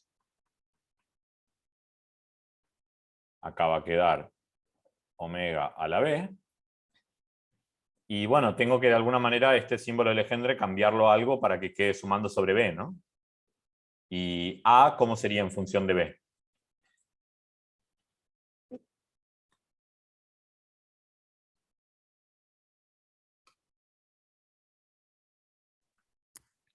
Q menos 1 B. Claro, ¿no? Simplemente, creo que estamos en un cuerpo, todo no importa el orden en el que multipliquen, nada. Multiplicamos por el inverso de Q de los dos lados y A es Q a la menos 1 por B.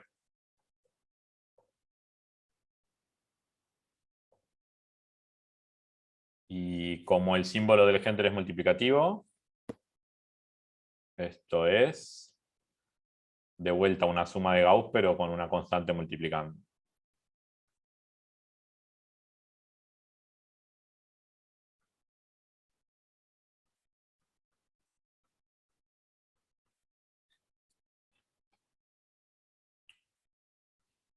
Podemos sacar esa constante que es el Q a la menos 1P afuera.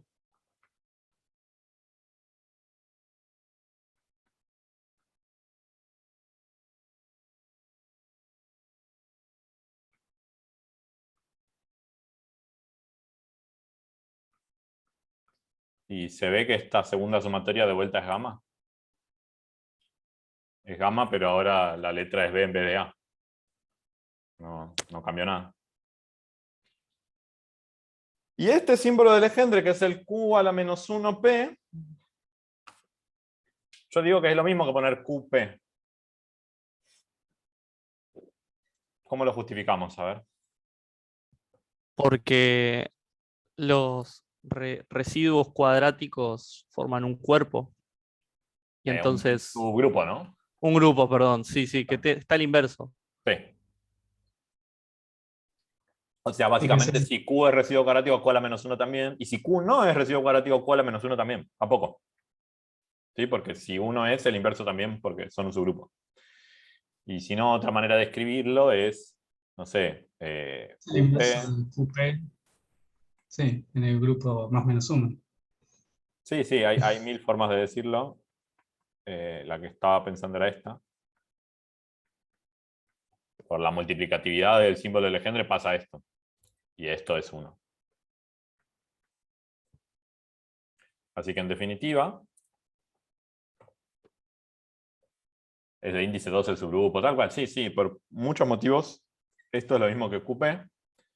Entonces nos quedó QP por gamma. ¿Y esto qué era? ¿Cómo empezó? Empezó haciendo gamma a la Q. Llegamos a que gamma a la Q es este símbolo de Legendre por gamma. Y gamma no es 0. ¿Cómo sabemos que gamma no es 0?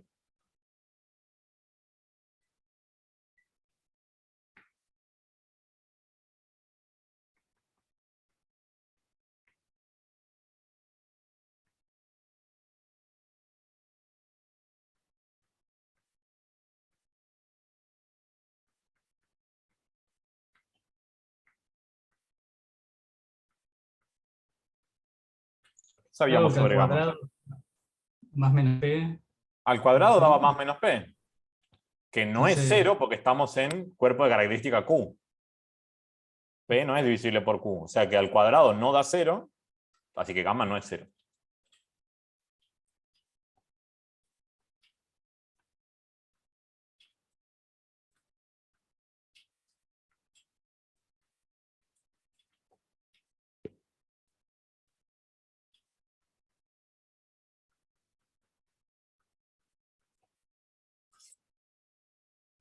Entonces podemos dividir por gamma y llegamos a que gamma a la Q menos 1, que era lo que habíamos anunciado al principio, es el símbolo de este QP.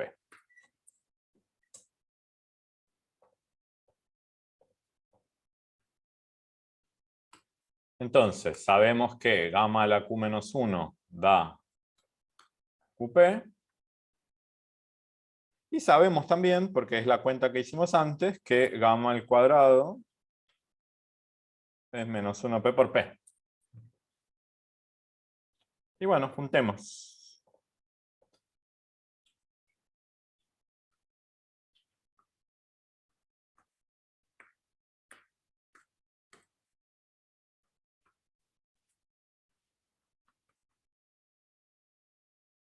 Finalmente,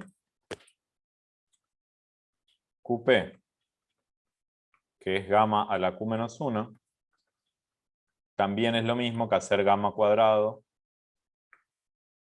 a la Q menos 1 sobre 2. Gamma cuadrado era menos 1p por p.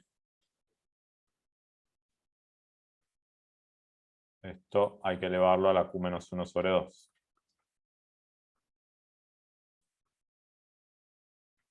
Ahora, menos 1p, habíamos dicho que en realidad era lo mismo que hacer menos 1 a la p menos 1 sobre 2, ¿no? Porque para saber si menos 1 era un cuadrado no módulo p, hay que hacer esa potencia, y si te da 1 es porque es, y si te da menos 1 es porque no es. Entonces, esto por p, todo a la Q menos 1 sobre 2. Entonces es menos 1 a la p menos 1 sobre 2 por Q menos 1 sobre 2. Recuerden que en una potencia de otra potencia los exponentes se multiplican. Y nos queda p a la Q menos 1 sobre 2. Y p a la Q menos 1 sobre 2 módulo Q nos va a dar 1 o menos 1 dependiendo de si p es un cuadrado o no. Y está bien que yo diga módulo Q porque estamos trabajando, todo esto es en un cuerpo de característica Q. O sea que puedo decir directamente que p a la Q menos 1 sobre 2 es esto.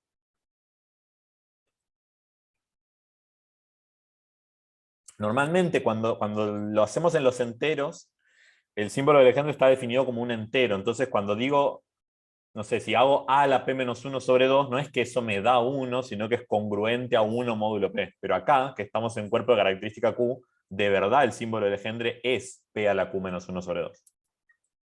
Es igual. Y ganamos, porque esto es lo mismo que esto.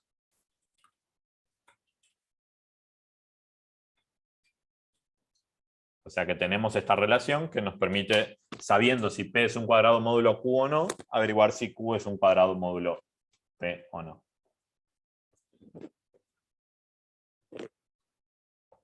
No, es un muy lindo teorema y hay demostraciones incluso mucho más lindas que la que vimos hoy. O sea, vimos hoy una que usaba las cosas con las que estábamos trabajando, pero hay una muy bonita que es con un mazo de cartas.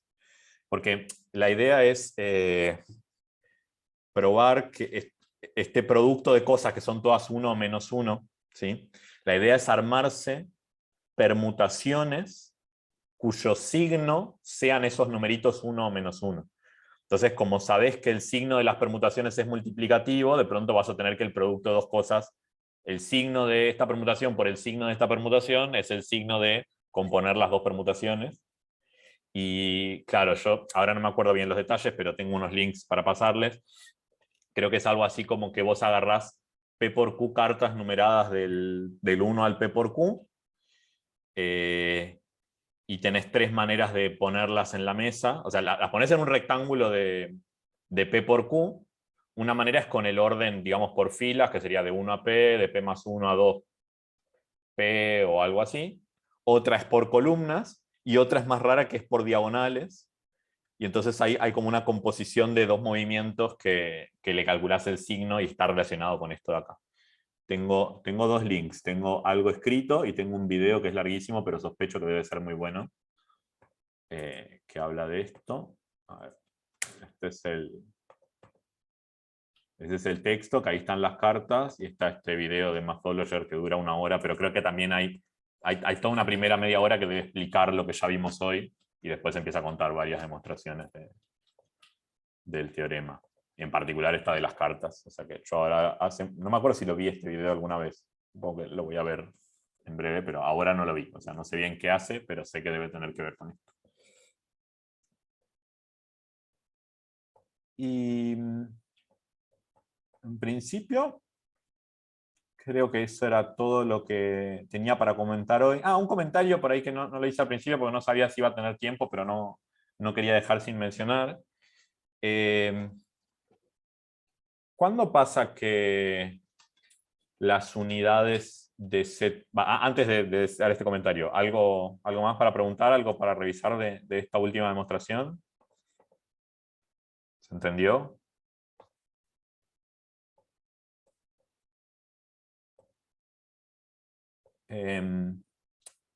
Dijimos al principio de todo que el grupo de Galois de la ciclotómica son las unidades de Zn.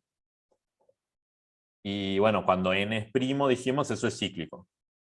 Bueno, ¿saben en general cuándo pasa que las unidades de Zn son un grupo cíclico? O sea, ¿cuáles son todos los valores de n para los que eso pasa? O sea, ¿cuáles extensiones ciclotómicas son cíclicas? Sería la pregunta.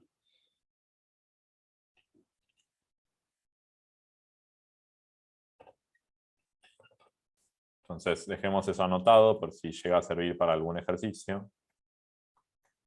O sea, quiero saber quién es este grupo de unidades de Z sobre NZ.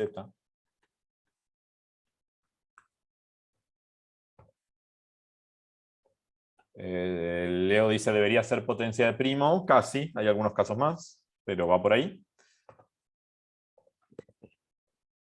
Fíjense que por el teorema chino del resto,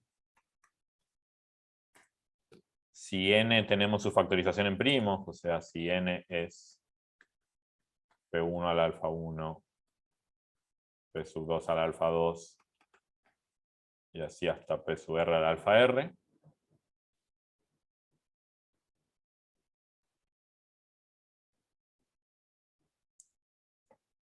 nosotros sabemos que Zn es isomorfo a esto, ¿no?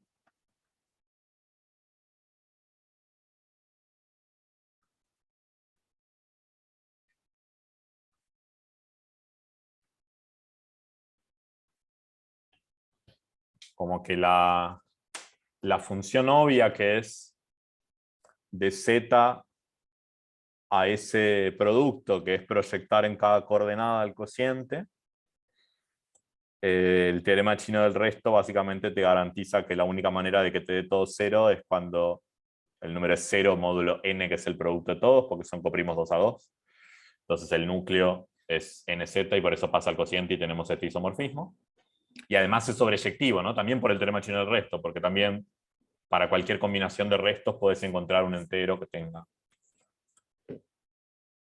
Entonces, Z sobre NZ es isomorfo a este producto. Y entonces las unidades son el producto de las unidades, ¿no? Porque si tenemos un producto directo de anillos, la operación es en cada coordenada, así que para tener un elemento inversible, cada coordenada tiene que ser inversible. Entonces, las unidades de Z sobre NZ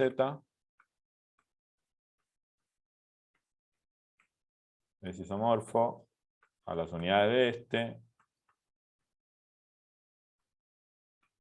por bla bla bla bla por las unidades de este.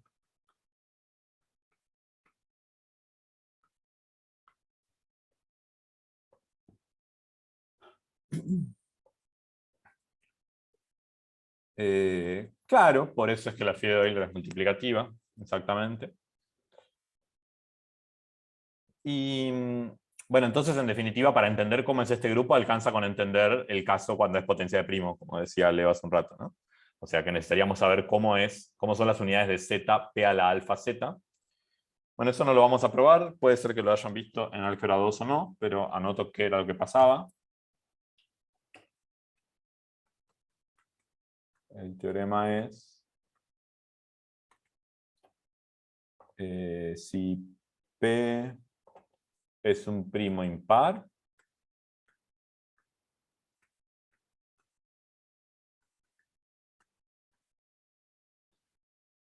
si P es un primo impar y alfa es natural, entonces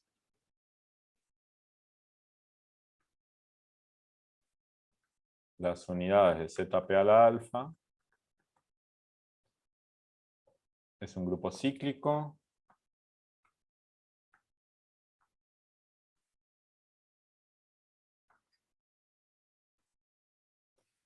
de orden, bueno, phi de P a la alfa,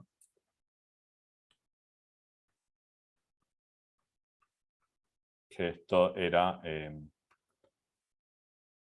P a la alfa menos 1 por P menos 1, ¿no?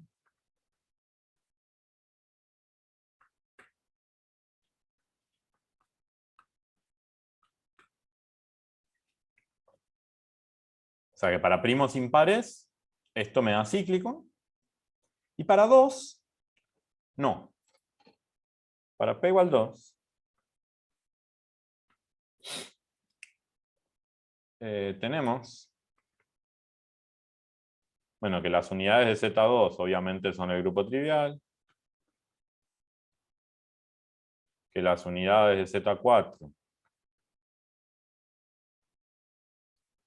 forman un grupo de orden 2, o sea que es isomorfo a Z2.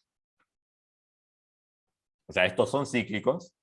Pero a partir del Z8 ya no son cíclicos, y eso tiene que ver con que si se fijan, todo impar al cuadrado es congruente a 1 módulo 8. O sea que en las unidades de Z8, que es un grupo de orden 4, no hay elementos de orden 4, todos tienen orden a lo sumo 2. Entonces a partir de ahí ya nunca lográs que sea cíclico, pero lográs lo siguiente mejor, que es tener un subgrupo cíclico de orden la mitad. O sea, las unidades de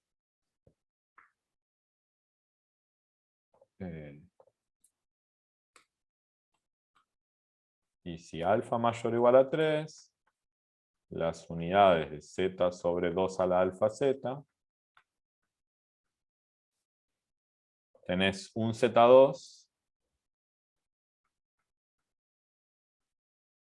y lo otro. Fíjense que phi de 2 a la alfa es 2 a la alfa menos 1, porque son la mitad de los números, son los impares. Bueno, y no tenés un grupo cíclico de orden 2 a la alfa menos 1, pero sí tenés una suma de dos cíclicos, uno de orden 2 y el otro de orden 2 a la alfa menos 2.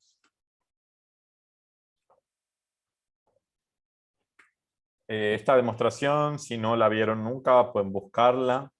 Es interesante porque, bueno, para P, para alfa, sí lo vimos acá y ya sabemos que es cierto, y sale también de muchas maneras, más elemental, qué sé yo.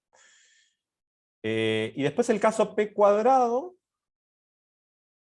había un truco interesante, en particular creo que no... La demostración que me habían contado a mí como que no era constructiva, como que no podías decir exactamente quién era el generador. era algo así como que agarrabas un generador para módulo P, y entonces si ese llegaba a no andar como generador para P cuadrado, que podía pasar, sumándole P sí andaba. Como que alguno de los dos tenía que andar sí o sí. O sea que el caso P cuadrado era raro, y después a partir de ahí sí ya pasaba. No me acuerdo si con P cuadrado o P cubo, que una vez que encontraste el de P cuadrado y el de P cubo, ese mismo es el que sirve para todas las potencias que siguen. Como que ahí hay una inducción más razonable. Pero había algo extraño con P cuadrado que no me acuerdo bien. Eso para probar que esto es cíclico, y bueno, para el 2 es como un poco la misma idea, solo que te chocas con el obstáculo este de que los impares al cuadrado dan 1 módulo 8, pero no debe ser tan distinto. Y bueno, el corolario de esto, entonces, lo que nosotros queríamos saber era cuándo las unidades de Zn eran un grupo cíclico. Entonces, corolario.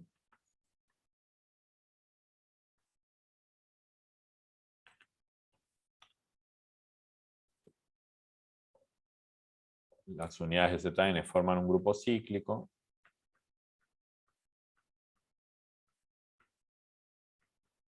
Sí, solo sí. Y a ver, dijimos que las unidades de Zn van a ser el producto de estos grupos. ¿Sí? Fíjense que si hay al menos dos primos impares que dividen a n, entonces dentro de estos grupos tenés dos cíclicos de orden par, porque este p a la alfa menos 1 por p menos 1 es un número par.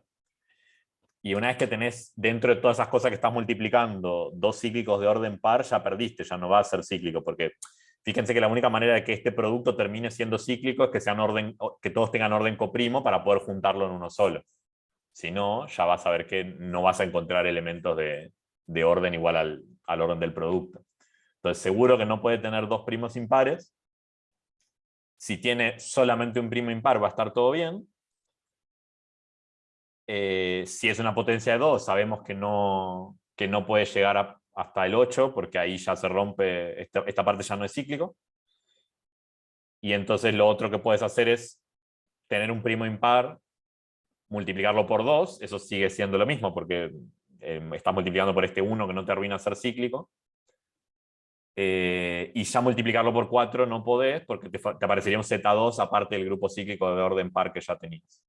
Entonces, en definitiva, esto solo pasa para n igual a 2, 4, p a la alfa o 2p a la alfa con p primo impar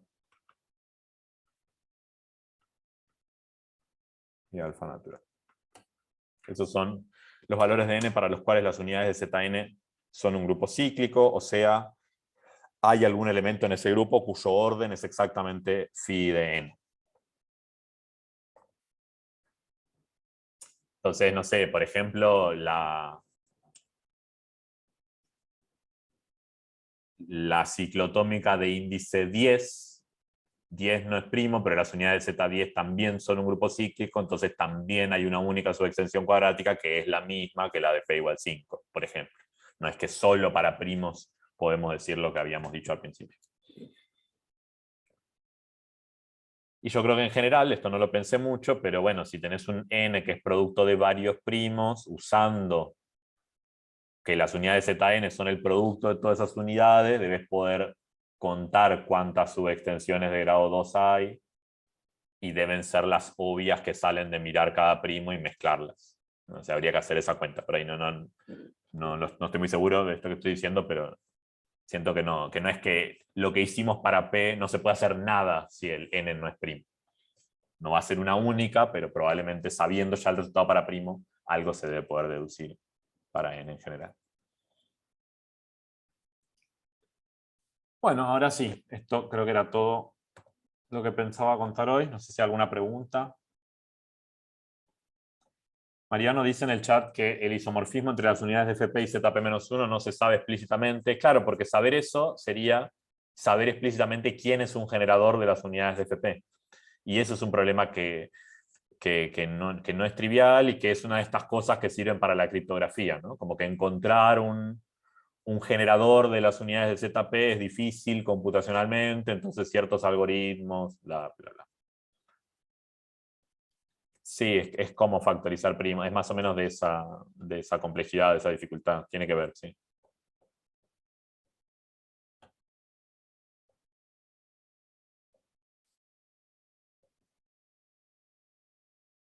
Bueno, ¿alguna otra pregunta?